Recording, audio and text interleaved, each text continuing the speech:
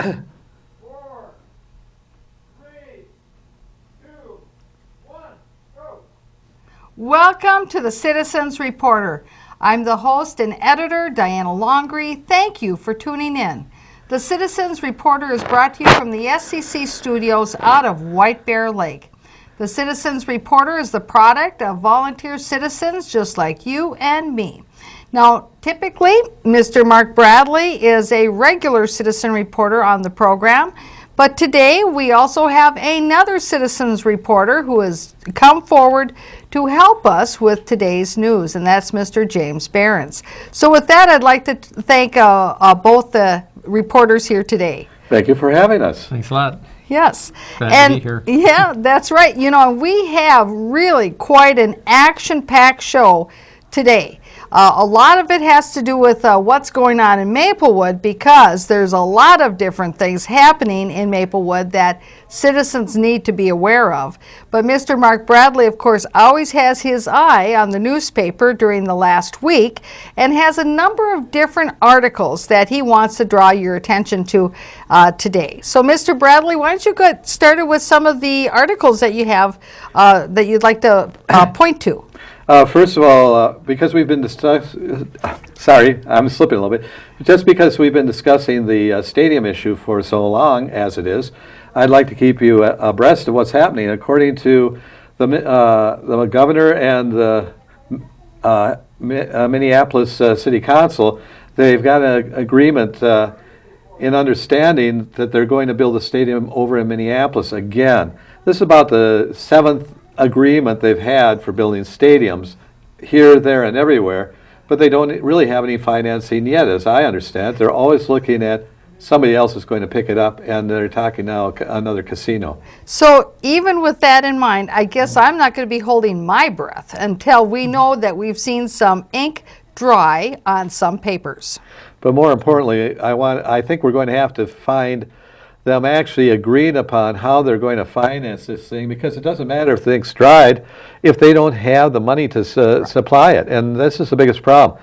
The only people that really are coming out with something that is valuable, as far as I'm concerned, are the Indian tribes, and White Earth has come out and said that they wanted to build a stadium in conjunction with their casino that they would like to build down here in the Twin Cities.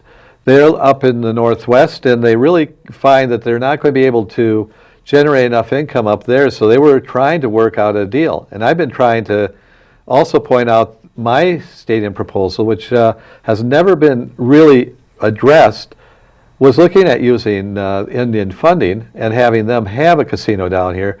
So it looks ideal. I have contacted them, but they haven't contacted me yet back. Mm-hmm. So that's where we stand with my proposals on it. Well, thank you very much, Mr. Bradley, for that update. And I'm sure that by next week's program, there'll be another update on the stadium issue. Meanwhile, I do know that there are more and more citizens getting involved in the Ramsey County petition that is being circulated.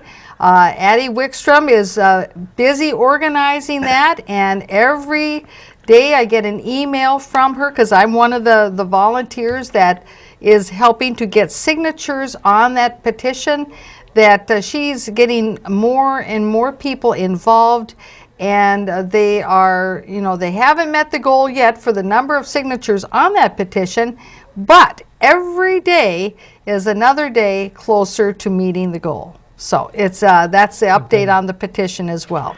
Then we got some old business that we can handle real quick, if you like. Yes. And that happens to do with that nuclear reactors we were talking about last week. Oh, yes, yes. Now, I found some information that will kind of make it a little easier for us to understand some of the situation right now, because if I got a couple of clips here, and last month was, of all things, Radon Month. January is Radon Month.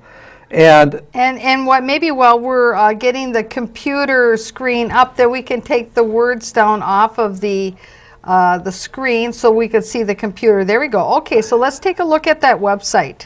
Okay, and I'll start it in a second here.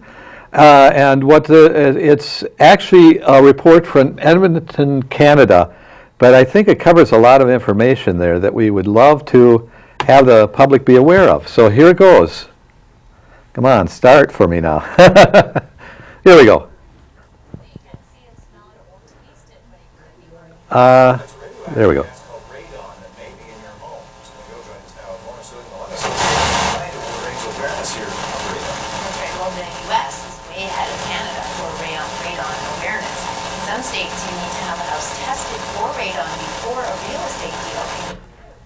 So somehow it seems like the connection for the sound isn't that good.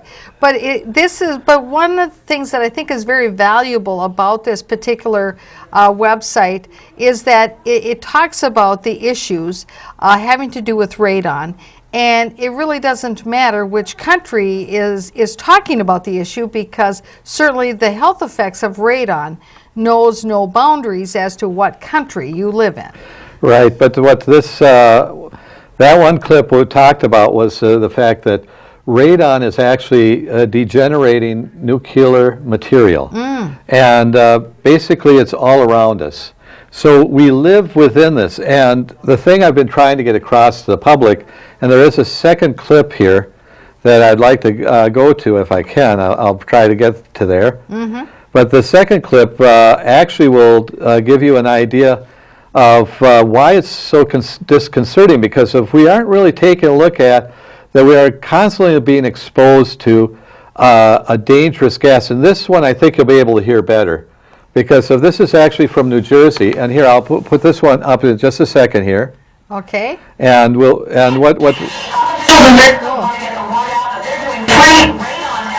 January is Radon Awareness Month. Radon comes from the natural decay of uranium found in soil. Health officials say it's important to know if your home has it. It's silent, it's odorless, it's not visible to the eye, and you can't taste it. So without doing the test, there's no other way to know that it's present in the home. The health department says the free testing is available until that's basically what we really needed to know there on that one. And basically what it really tells you is that the contamination is there. So we should be concerned about that. We're constantly being bombarded with this dangerous gas that's out there anyway. And then we're also looking at, as we are aware of, that we have also had incidents in Fukushima, Japan, where we had a major exposure to gases that nobody knows exactly where they were sailing and may be affecting you, and it causes cancer and also tuberculosis. But on top of that, we're also looking at that our own plant here, I believe it was the one that's down there on the river, is the one that actually had a major exposure. And though they say it was only a couple of gallons, you got to realize that we're talking about picocuries, actually, not micro, but pico, which means it's so tiny, it's like taking like a 1/4 inch compared to a mile. That's the difference we're talking about. And this is the reality we're looking at when we're being exposed. It's so tiny of an exposure. And this is a little cloud of gas, but there's so many of those particles in there that it doesn't take much to even go across, because it's being blown across the whole area. And when they have a little cloud, they make it sound like it's not important. Well, I find it very ironic. Here's our government telling us, don't be concerned. It's not your problem. As long as we're making money, it's not your problem. And that's what it is with our power companies now. We've got you covered. Yes. Everybody's safe. Everyone's safe. Right. That's right. Everybody's safe. So now, and then any other news articles, Mr. Bradley, that you had for us here today? That was pretty much it as Okay. far as national, and then we should be touching on a little bit of the local here, I believe. Exactly. Well, you know, we have had a number of issues come up in Maplewood, and certainly we talked a little bit about one of those issues last time, that the Maplewood City Council has decided that they no longer want to have citizen comment during the council meetings, and so they have eliminated visitor presentations. And of course, Maplewood has a long tradition of having the citizens forum or the citizens of the visitors presentation as part of their citizen engagement. And of course, as we've talked about before, the citizens forum in the past was called the Mayor's Forum, but that was held the first Saturday of every month. Has been held for many, many, many years. As I mentioned, it's been a tradition. Well, certainly the council has taken actions to eliminate that. So there is no longer a mayor's forum. There is no longer the council town hall forum that they were attempting to do. Mm-hmm. There's no longer the citizens forum once a month. And now, with the cancellation of visitor presentations as part of the council meeting, there's also no opportunity for citizen comment as part of the regular council meeting. The council has, though, said, well, if you want to say something to the council that you have on your mind, you can go and speak to them the half an hour before the council meeting begins. However, there won't be any cameras. It won't be on camera, so that nobody else in Maplewood will have any idea what those concerns are. So basically, it has taken citizen comment out of the public eye. And I know that Mr. Behrens here has been very concerned about that. And you were at the most recent, what they call the listening session, correct? Exactly, yep, I was there. And so how much listening actually happened? They looked like they were really bored being there, but they listened to only one person in one issue, and that was it. And they pretty much didn't really want to take and listen to anybody other than the one person. And it sounds like that was kind of a setup after the fact. I heard that Ross Beck asked this man to come there and talk about the situation. Oh. On one hand, he says, well, I can understand your plight, and I'd really like to help you out, and you can go ahead with that if you'd like to. But then on the other hand, then all of a sudden he brought up all these issues of why he wouldn't do anything to help him out. Mm-hmm. Isn't that kind of like what happened at the citizen quorums, remember? The citizen forum, yeah. Mm-hmm. Yeah. As far as I remember, at the last couple that I was at, Mr. Rossbach was bringing in all these what I call horse and pony shows, so that we were looking at these employees of the city who were talking about the issues, which I didn't mind them talking about, but using up all our time when each of the citizens that had shown up had something to talk about. I found it ironic that Mr. Rossbach believes in freedom of speech. He believes in his right to have the freedom to speak anytime he wants. But everybody else better shut up and sit down and be quiet. That's right. And there were quite a number of citizens that had come to this last listening forum, correct? Yes, there was. And as you mentioned, only really one issue was addressed. And then I understand that actually at 6 minutes to 7, when there was still 6 minutes left of the listening session, actually that the mayor said, oh, gee whiz, we need to wrap this up. Let's wrap it up. Let's put the chairs away. Let's straighten things up because there's people here now. Let's go. Let them wait for a little bit. Yeah, and because the council meeting doesn't start until 7 anyway. Right. And perhaps some of those citizens who were who came early for the council meeting, perhaps they would have been interested in hearing what was being discussed at the listening session. Exactly. Imagine that. Imagine that. So, but one of the initiatives that the citizens have undertaken, and it's somewhat a joint venture of the Citizens Reporter here, and also Mr. James Behrens here is starting up a new program on SCC, which is called what now? Maplewood Citizens Uncensored. And we are going to be bringing the film footage of those listening sessions to the citizens, to the public. And while the city council has decided in their infinite wisdom that they are not going to be televising them, that they want to eliminate the public discussion, well, we are going to take up the challenge. And so we have actually filmed the last 2 listening sessions, and starting in a few weeks, we will be having the first episode of Maplewood Citizens Uncensored.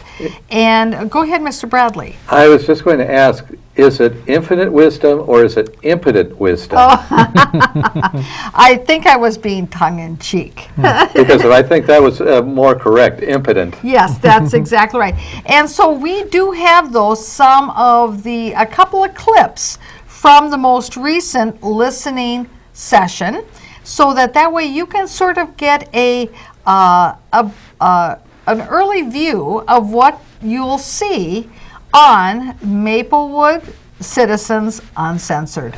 Let's take a look at the clip, and then we'll come back and have some discussion. You said that the city has spent over $2 million on refurbishing Joy Park.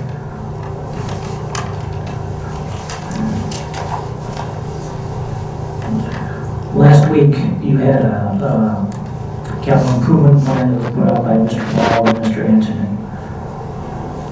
5 pages in your state what you put into Joy Park so far. $300,000 with an expected 2013 to 2017 of $175. That comes nowhere to $2 million. Wow. And to me, that's like, you can't sell a park to another city. A number of years ago, I have documentation here, the Parks Director actually wanted to give up the park to North St. Paul. Is in this document. The issues. And I listened to Mr. Johnson during. So this is one of the issues, I think, Mr. Behrens, that you were talking about, in that, maybe when the mayor was talking to the citizen before the listening session, I understand that the mayor had told him that he would not be objecting to whether or not if these two residents could have their properties next to North St. Paul rather than in Maplewood where they currently are. And that's really the ultimate issue of these two households, is that they want to become a part of North St. Paul because of where they're located, where they get their services from, and the fact that they feel that it's a public safety concern for them, that they would be closer to North St. Paul and having services. And so that the mayor had told them that, well, he wouldn't object to their request. However, then at the listening session, he then tells them, well, I don't know if we can even do this because, this might go along that the park, we'd have to give the park to North St. Paul too, and we've invested $2 million into it, and Mr. Johnson, who's the citizen there, pulled out his paperwork and said, yeah, but your city documents say only a little under $300,000 was invested. Yeah, but you don't know how much they spent on planning. Oh, the planning. They must have a lot of money they spent on these special meetings. And of course you have to have some beverages while you're at the meetings. True. Because you get dry and maybe it takes a little long. You might get a little hungry. I don't know, but I'm just kind of figuring out where the extra $1,800,000 went. Exactly. Now, Mr. Behrens, when you were there, did the mayor then come back with any there was another issue. Yeah, there was another issue too. He said the city would have to take and redraw their plat map, and that would be a very critical thing, and it would cause a problem. Maybe they don't know how to draw straight lines.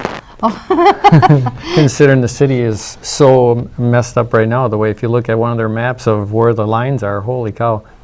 He's worried about drawing those two little lines in there for the two houses to go to North St. Paul. What's the problem? I don't see a problem.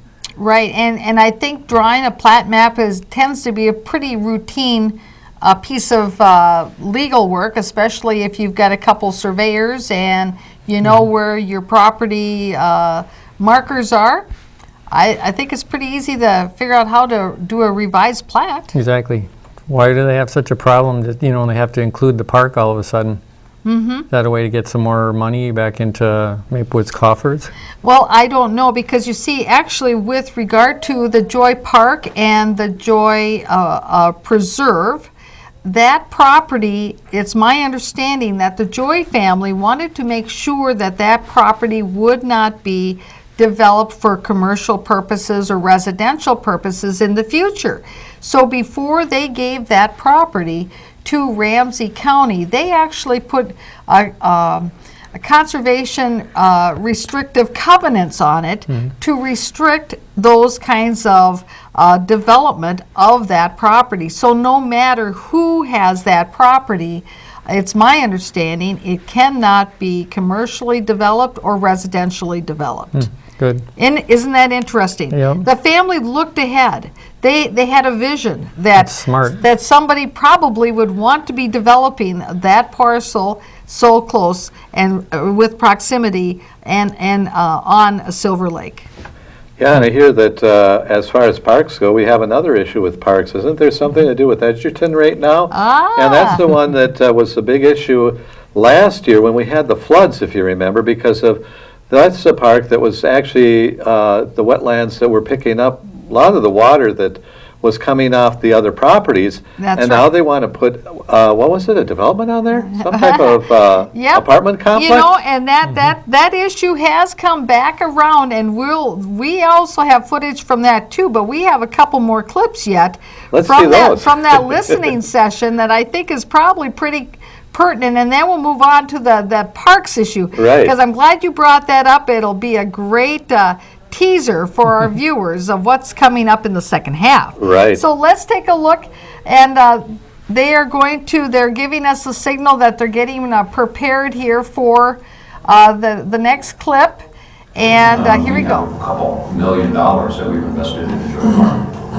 And so if that were going to be the case, then you know, I would say Maplewood, it would be interest to put $2 million into a park and then give it to another city without that city compensating us for it anyway.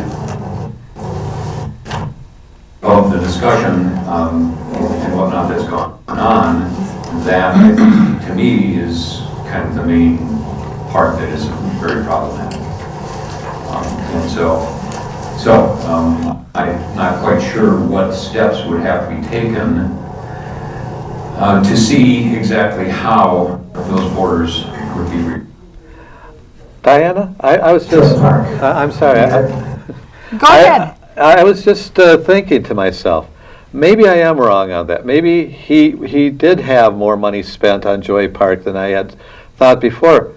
You know, there was 2 Taste of Maplewoods in there, wasn't there? I wonder if that's part of the money he's talking about. Those were such successful Except that they didn't hold them at Joy Park. See, now Oh, that's right. Oh, they could have. You know what? That's an excellent idea, though. They could have wrapped all those costs into the costs of Joy Park. If they would have held the Taste of Maplewood there, that would have, like you said, would have added on another at least $50,000 Right. worth of costs. Well, I'm just trying to find out where all this money he spent That's is. right. I mean, you know, other than that little golf cart that they ride around in all the time in the parks, I don't know where that extra money went. I'm just trying. I'm trying to come up with some answers to this. Well, it wasn't from fireworks because they didn't spend any on that. You're right. Oh, you know, and this is an off to the side kind of a thing. I just want to share this with the two of you and the viewers, talking about fireworks. Thank you, Mr. Behrens, for bringing that up. They didn't talk about fireworks at the listening session. However, the other day I came across a video that was made in honor of Maplewood's 50th anniversary. Our birthday as a city, 50th anniversary. It was a couple years ago when I was mayor. And you know how they concluded that 50th anniversary? By talking about the fireworks at Hazelwood Park and what a tradition it is for Maplewood and how well received and loved it is in Maplewood to have the fireworks display on the 4th of July.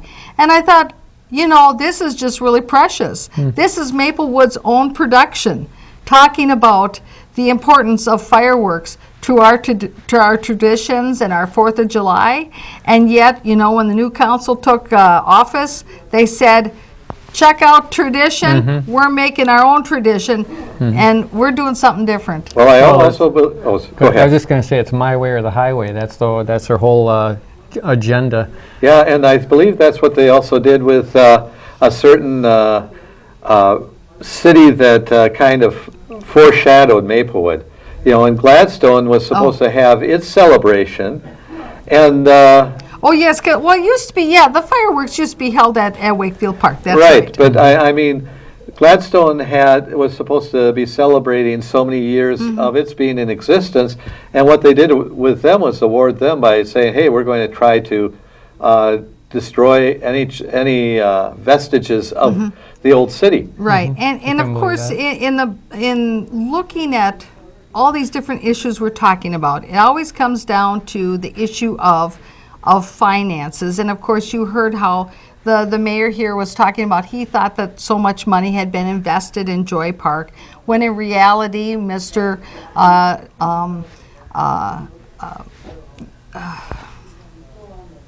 Johnson, Mr. Johnson, had a blank moment there for a moment, but Mr. Johnson, he found that the city documents said something different.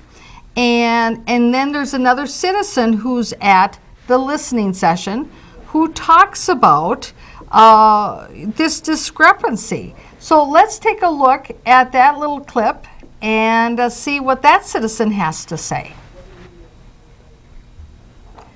Any contact with City of Maplewood's Police Department because of an incident that happened at our home. And I won't get into that. Let's see, let's jump ahead to the clip where the citizen's talking about the budgeting issues.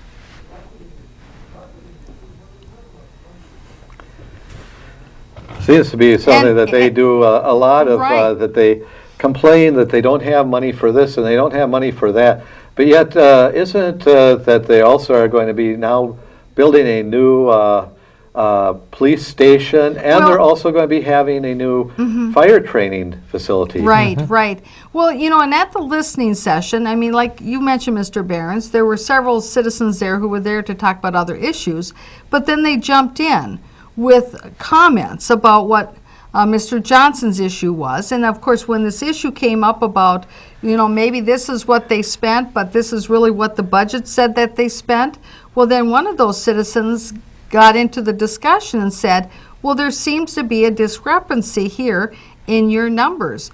Are there other discrepancies in other areas of your budget as well? I mean, what else is going on here? And I think we do have a clip for that. Oh, yes, we do. Let's take a look. Thank you. And I listened to Mr. Johnson there, and I thought he brought up some excellent points. And I was curious, and he brought up the point of the amount of investment that has been put in Joy Park. And there seems to be an inconsistency here, which is significant. Of course, the mayor has a lot more information than maybe that's in the packet. And I didn't know if that was actually, that seems like a pretty big discrepancy from the mayor believing it's $2 million, and the city official information is saying $300,000. So that would be interesting to see that addressed, why there could be that big inconsistency. For that to occur, there not only seems to be a problem, what is the accurate figures, but why is there that misinformation? Because it seems like people might be making decisions and taking positions on information that is, considerably off, and of course it raises my antennas that maybe that's occurring in other places too. It's good to have facts. I remember, I think, seeing on cable TV, Mr. Johnson talking about this many years ago, and I assume Ms. Juneman was saying that she would like more information from Mr. Johnson, but I would think Mr. and Mrs. Johnson and Mr. Burwald would like a lot of information on all the facts and the history, the email history, which is, I think, considerable in the city, on the discussion of these issues. Because I've heard Mr. Johnson, at the city council many times on cable TV. I've heard Mr. Zick discuss it on the Bob Zick show many times. So I know there's a long history, which includes a lot of information that is in the record on this issue. And I think Mr. Johnson, at least from my experience of listening to him, has provided the city with tremendous amount of information over the years, and I don't think that's fair to once again put the burden on him. I mean, he's brought significant issues here to this council, and I think instead of dismissing them and trivializing them, he should be taken seriously. If he has significant public safety issues, I'm convinced the city should address these tonight and try to respond to them, because if I did hear at the workshop that just occurred, I think last Monday, the police chief said, and I've seen this on the YouTube, I think on the Bob Cardinal show, the police chief said that he didn't want people calling the police department. So we only have a couple minutes left. Okay, thank you. Well, okay. So we don't want to get into the statements of the police chief or about public safety. We are out of time now. Let's move along. Move along. But the one thing, before we get off of this, I wanted to make one point here. He made a very good observation, but the thing is, I'd like to ask, have you ever remembered them answering any of the questions that have ever been brought to them on the floor since this mayor, Mr. Rossbach, took control? Seems like they don't answer any of the questions ever. I think that if we had a watchdog group that actually would keep track of what's been asked of the mayor, we'd be dumbfounded to realize how little he can actually relate. Because a lot of these questions, this isn't the first time. Like you mentioned yourself, you've heard about the question on the fireworks and all that. And I mentioned about the situation with the parks and the facilities there. When does the city actually answer any of the public questions? You know, it's very fascinating. That's a great question. You know, I got to tell you what they do in Cottage Grove. And it is on their agenda. First of all, they have citizen comment so that you have, it's called open forum, but it's part of the citizen comment, just very similar to what Maple used to have. That was visitor presentations. Citizens can come forward, they can have their questions, they can tell the council members what they got on, the questions on their mind. And then there is a place later on in the council meeting where specifically answers are given to questions that were raised the previous meeting. So that way, if you had a question and you brought it forward in citizen comment, well then the next meeting, after they've had a chance to try to find the information or gather their thoughts or whatever is required, then they give the information. And maybe people may not necessarily be happy with the information, or maybe they are happy with the information, but at least they're given a response. And I think that is a very good way of approaching it and having it as an agenda item. And I think that is a change that certainly any new council member or any new council down the road here in Maplewood, that this is a change that they can enact. They can say, we want to add a new agenda item to our agenda that specifically says, this is the section where we answer the questions that were raised the previous meeting. Now, how revolutionary is that? Good point. Yeah. It's interesting, a lot of times when the people are asked questions like that, they're sitting there and they're citizens, or they're the people that work for the city, and they don't have the answers. I'm fine if you're working for me and you know you're supposed to be doing your job. Don't you think you would know the answer to the questions that people are going to ask you? Especially about specifics, you know, like how much does this cost? What does that cost? Well, the mayor doesn't care whatsoever how much they're in debt, for one thing. That's right. There was, not too long ago, a citizen got up at visitor presentation, a citizen comments, and asked what is the city's long-term debt at that point. And the mayor said, I don't know, I don't care. And to me, that is a very cavalier attitude to have about the taxpayer's dollar. Exactly. Well, it's like when Sean Fenwell was asked a question about the garbage system. You know, has anybody been monitoring it all along? You know, isn't that part of your job? And she goes, well, no, I've been pretty much letting them police themselves. Well, you know, it's been self-regulated. Well, that's really a great way to handle a situation. But then everything is axiomatic. It seems like nothing is really they were saying they had to change the system. Remember, this was a whole a statement at the beginning was that they said they had actual proof that they have to go with a different garbage process because of the existing one isn't working. Yet, as a customer, I've been saying, hey, I've been with tennis for 5 years. I've had other garbage pickup. I've lived in other areas, and to be honest, I feel that the garbage people we have right now are some of the best we've ever had. Right. And they're very responsive and capable, but yet we're being told, well, we haven't done any research, we don't know anything, but guess what? We have complaints. Well, where are they, and who made these complaints? I think they're George Ross. I mean, it's Will Rossbach. Sorry, George.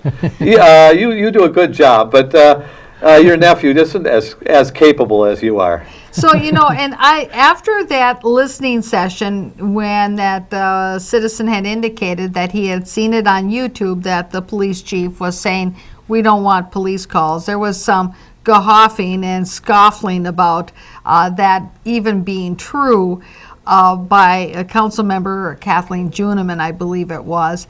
And so we went and did a little search of YouTube to try to see, could we verify whether or not if the police chief's statements are on YouTube. So let's take a look.